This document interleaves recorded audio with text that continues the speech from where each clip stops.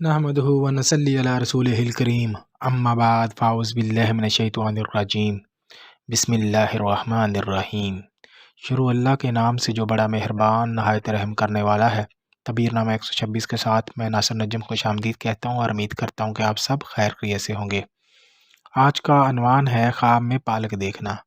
اگر کوئی شخص خواب میں پالک دیکھتا ہے تو اس کی کیا تعبیر ہو سکتی ہے، آج اس کے حوالے سے ہم بات کریں گے۔ خواب میں پالک کا دیکھنا جو ہے کام میں کامیابی کی طرف دلیل ہے، روپے پیسے کی طرف دلیل ہے۔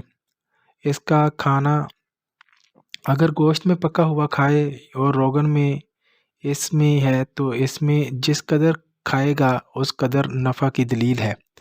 زیادہ سرسبز جو ہے پالک دیکھنا، اس کو اگر کوئی شخص جو ہے پکاتا ہے کھاتا ہے تو یہ اس کے لیے نفع کی نشانی ہے۔ کوئی بھی سرسبز چیز جو ہے کھانا یا دیکھنا، یہ اس کے کاموں میں کامیابی کی طرف اشارے کی علامت ہے۔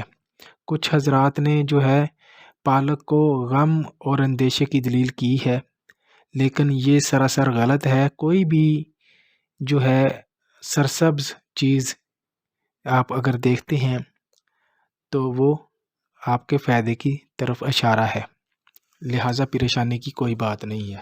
پالک دیکھنا اچھے کی نشانی ہے۔ اپنا ڈھیر سارا خیال رکھیے گا۔ اللہ حافظ۔